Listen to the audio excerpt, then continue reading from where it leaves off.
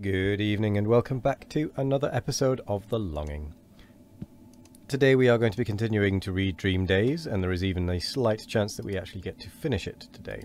So with that said, if you do want to have a say in what we read next, be sure to go and check out the community tab and put your vote in if you would like to have a say on what we read next. Golden Age is still winning and is ahead of the Iliad or Pym. But if you would like to have your say, do be sure to go and check that out. But anyway, let's continue for now. "You can come too if you like," said Harold in a subdued sort of way, as soon as he was aware that I was sitting up in bed watching him. "We didn't think you'd care, because you've got two catapults, I'm guessing that should be. But we're going to do what we've settled to do.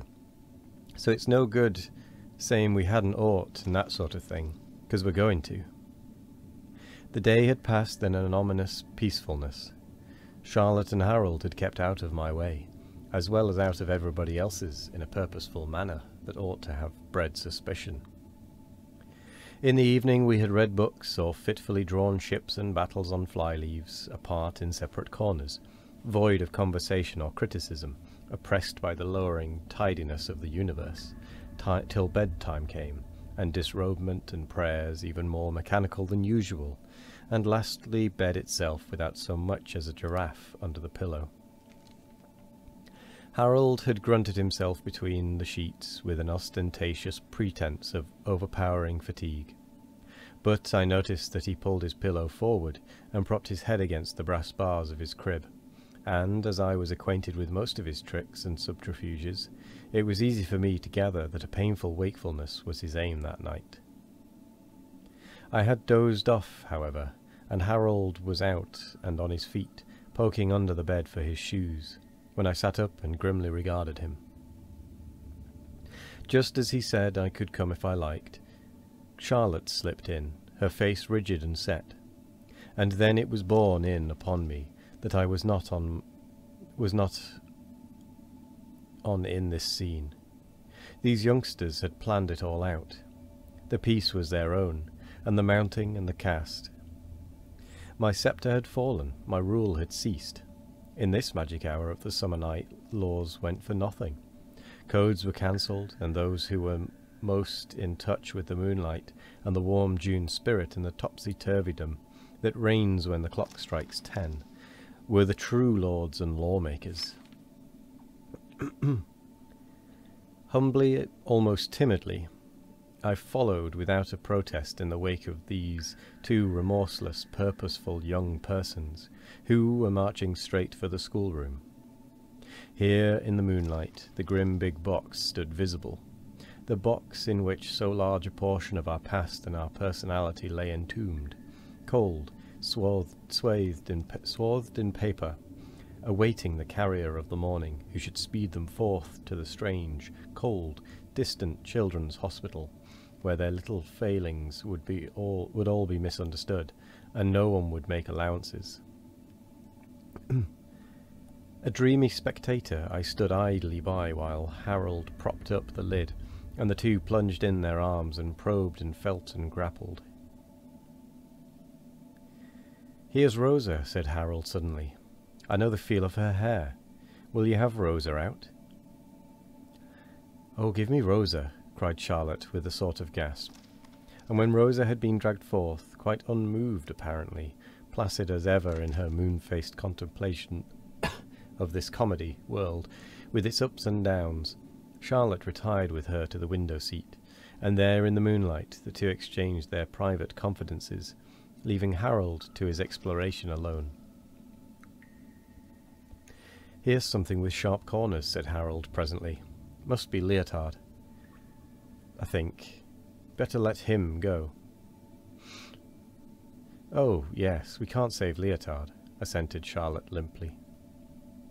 "Poor old Leotard. I said nothing, of course. I was not on in this piece.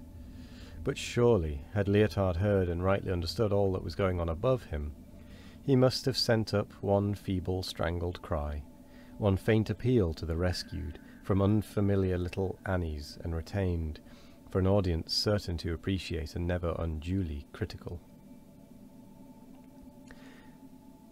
Now I've got to the Noah's Ark, panted Harold, still groping blindly. Excuse me.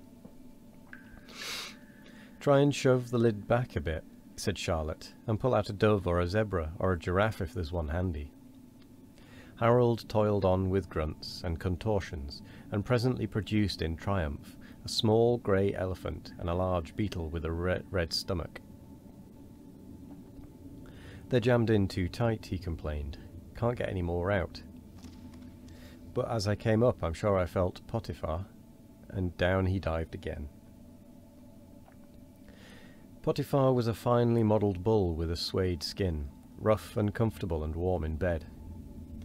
He was my own special joy and pride, and I thrilled with honest emotion when Potiphar emerged to light once more, stout-necked and stalwart as ever.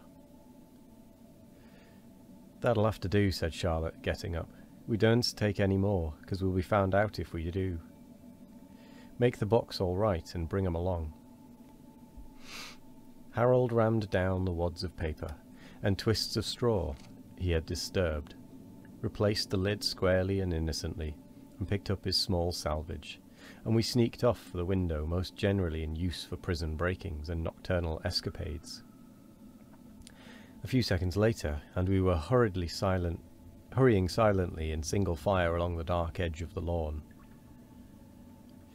Oh, the riot, the clamour, the crowding chorus of all silent things that spoke by scent and colour and budding thrust and foison.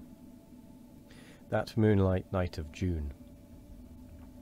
Under the laurel shade all was still, ghostly enough, brigand haunted, crackling, whispering of night and all its possibilities of terror.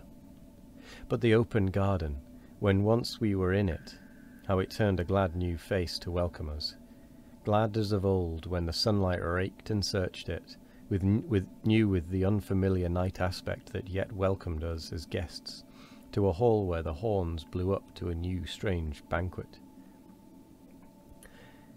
Was this the same grass?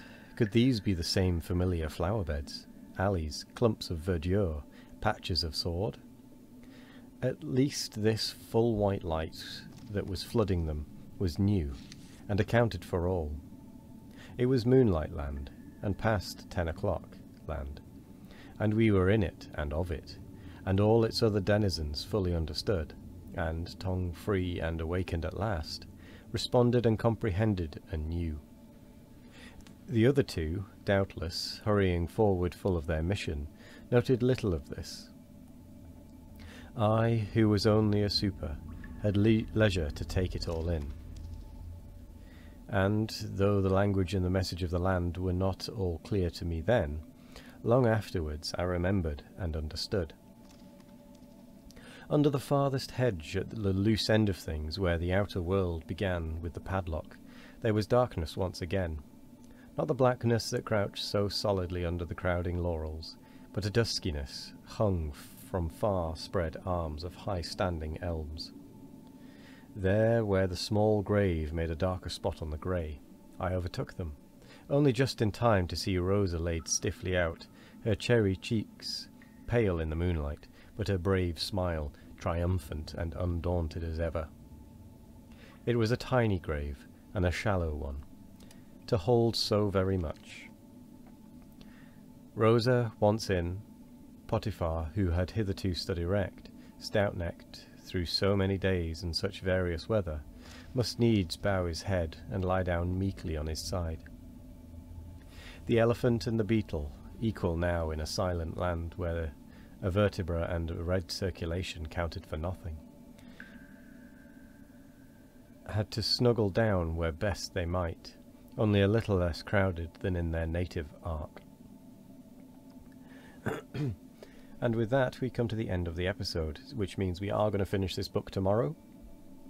And I'm going to do some time reversal before we start reading the next book. So there's a good chance I will take the results from the poll tomorrow when I do the recording. So be sure to get your votes in now if you haven't already. But otherwise, I will say thank you very much for joining me today. My cold is getting slightly better. I'm still very nasally, as you can probably tell, but I'm on the mend. But yes, thank you very much for joining me today. I hope you all have a wonderful morning, evening, afternoon or night. No matter what time of day it is, I hope you all have a wonderful one of it. And as always, we will be back tomorrow for more of The Longing. Goodbye. Oh, and happy holidays.